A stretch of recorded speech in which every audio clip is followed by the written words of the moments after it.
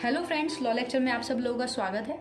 आज हम लोग बात करने वाले हैं लॉ ऑफ ह्यूमन राइट में नेशनल कमीशन फॉर वुमेन की, यानी कि एनसीडब्ल्यू की, जिसे हिंदी में कहते हैं राष्ट्रीय महिला आयोग। इस वीडियो में हम लोग कवर करेंगे कि इसकी हिस्ट्री क्या है, इंट्रोडक्शन देखेंगे, कंपोजिशन देखेंगे, फंक्शंस देखेंगे, पावर देखेंगे और लास्ट वन में हम लोग बात करने वाले हैं कुछ इंपॉर्टेंट फैक्ट्स के बारे में।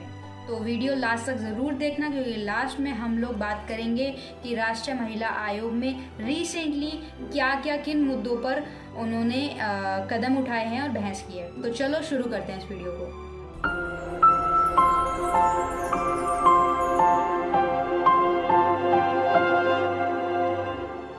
बात करते हैं हिस्ट्री की। तो जो एनसीडब्ल्यू है, यानी कि नेशनल कमीशन फॉर वुमेन है, वो सेटअप हुआ लाइक एक स्टैट्यूटरी बॉडी की तरीके से। किसकी statutory body? National commission for women act के अंदर, जो कि 1990 में ये एक्ट बना था, नेशनल कमीशन फॉर वुमेन 1990 में। और जो एनसीडब्ल्यू है, नेशनल कमीशन फॉर वुमेन बना, वो बना 1992 में, 31 जैन 1992। और ये एक्ट नंबर 20 है, यानी कि 1990 में ये 20th एक्ट बना था। अब बात करते हैं जो कॉन्स्टिट्यूशनल और लीगल एक सेफगार्ड होता है वुमेन के लिए, ये इसलिए बनाया गया था, रिकमेंड किया गया था एक रेमेडी लेजिस्लेटिव मेजरमेंट के लिए, जो कि बात करता है social economic development for women, women के सोशल इकोनॉमिक डेवलपमेंट को लेके। मई में 1990 में ये बिल जो है इंट्रोड्यूस हुआ था इन लोकसभा।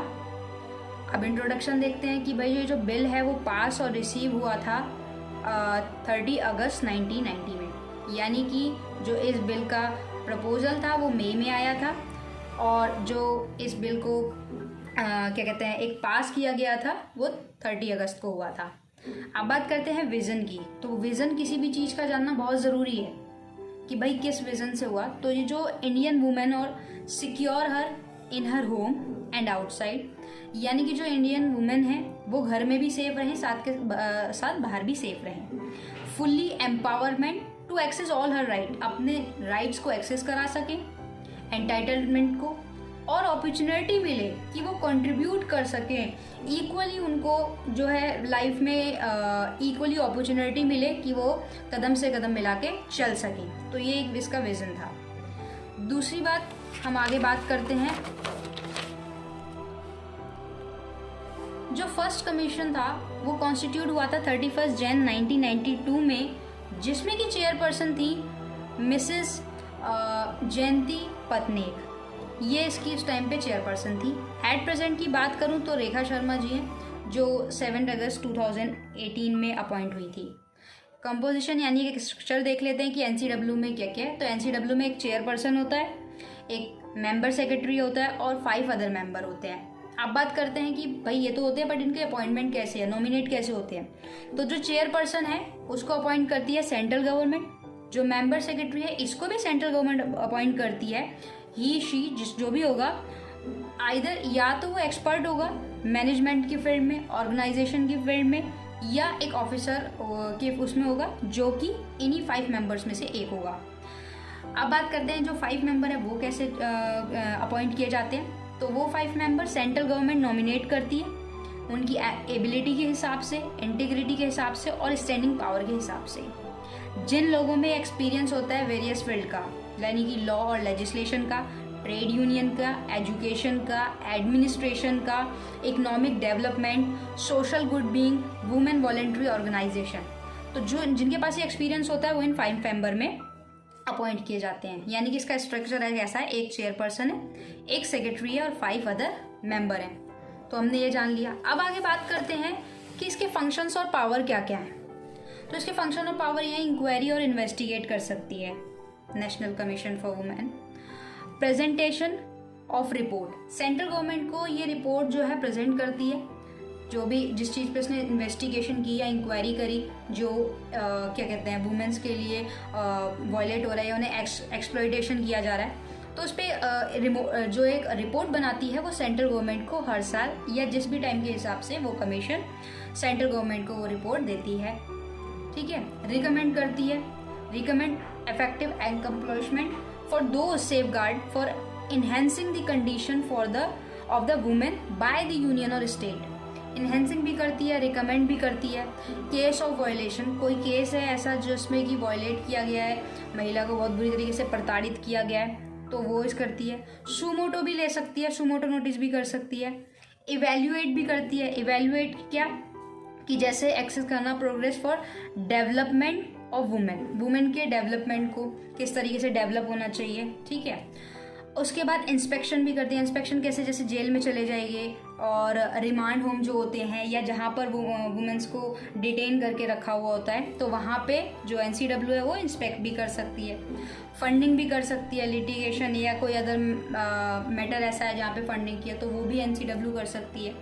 रिपोर्टिंग कर सकती है लाइक डाउरी के, पॉलिटिक्स और इक्वल एक रिप्रेजेंटेशन भी कर सकती है, क्योंकि जिस तरीके से पहले क्या होता था कि एक इक्वली उनको महिलाओं को जो है क्या कहते हैं, हम ऐसे समझ सकते हैं कि रिप्रेजेंट करने का मौका नहीं मिलता था। बट आज क्या है कि यार जो महिला है वो पुरुष के साथ बराबर कदम से कदम मिला के चलती है, रिप्रेजेंट करती है, तो ये कहीं ना कहीं ये अच्छा भी है।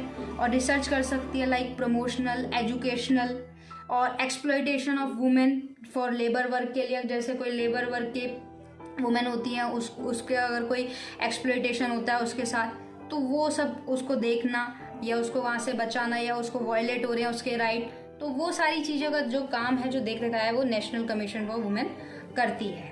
काफ़ी सारे इस तरीके से काम है।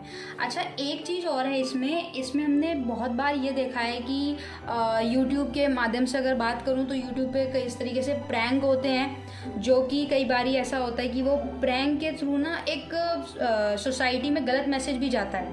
तो लाइक जैसे आप किसिंग और हग वगैरह का देखते हैं, कर लिया और बाद में कि हाँ ये कैमरा लग रहा है और यहाँ पे ये सारी चीज़ें हो रही हैं, तो ये सब चीज़ें, ये जो एक्सप्लॉयटेशन है वो कहीं ना कहीं क्या है, गलत है। तो इस पे रेखा शर्मा जी जो एट प्रेजेंट चेयरपर्सन है NCW की, तो उन्होंने भी कई बार इस पे जो है बोला कि भाई इस तरीके से ये नहीं होना चाहिए।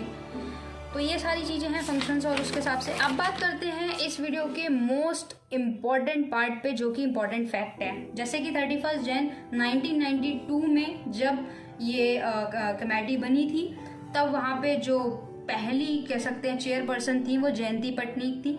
और एट प्रेजेंट की बात करूं तो एट प्रेजेंट रेखा शर्मा जी हैं, और जो आलोक रावत जी हैं जो कि एक IAS भी हैं, वो फर्स्ट मेल मेंबर हैं NCW के।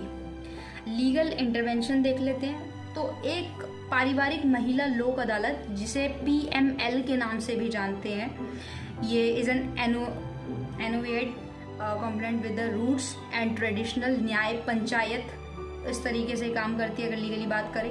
और ये क्रिएटेड हुई, NCW ने ये क्रिएट की थी। किस लिए क्रिएट की थी? स्पीडी जो केसेस होते हैं उनको एक स्पीडी डिस्पोजल मिल सके, केस ज़्यादा लंबे टाइम तक ना लटके, ज़्यादा दिक्कत ना हो, टाइम वेस्ट ना हो, तो वो एक स्पीडी डिस्पोजल के लिए किया। और ये अभी तक 7,500 केसेस को वो कर चुके हैं, टेकअप कर चुके हैं। एसेंशियल फीचर की बात करूं PMLA की, तो ये एक म्यूचुअल सेटलमेंट है जहां पे आपको फ्लेक्सिबिलिटी इन इम्प्लीमेंटेशन देखने को मिलती है, जिसका एमिंग क्या रहता है, एम्पावर्ड करना वुमेन को। और जो जस्टिस डिलीवरी जो मैकेनिज्म है जो काफ़ी स्लो है, वो कहीं ना कहीं एक स्पीडी उसमें हो, तो ये इसका एक लीगल इंटरवेंशन है जो पारिवारिक महिला लोक अदालत है। साथ के साथ जो मैंने आपसे बात बताई थी कि जो रेखा शर्मा जी हैं, इन्होंने कई बार इस पे जब लव जिहाद का मैटर हुआ था तब भी इन्होंने काफ़ी ऑब्जेक्शन उठाया था। और जो ये यूट्यूब्स के माध्यम से जिस तरीके से प्रैंक हो रहे हैं और जो ये समाज में कहीं ना कहीं एक अराजकता फैलाई जा रही है, तो वो भी रेखा शर्मा जी ने उस पर भी अभी रिसेंटली भी ऑब्जेक्शन राइज किया है। तो आज की वीडियो में इतना ही, मिलते हैं नेक्स्ट वीडियो में। वीडियो अच्छी लगे तो लाइक करना, चैनल पे नए हो तो सब्सक्राइब करके बेल आइकन ज़रूर प्रेस कर देना। वीडियो पूरी देखने के लिए थैंक यू सो मच।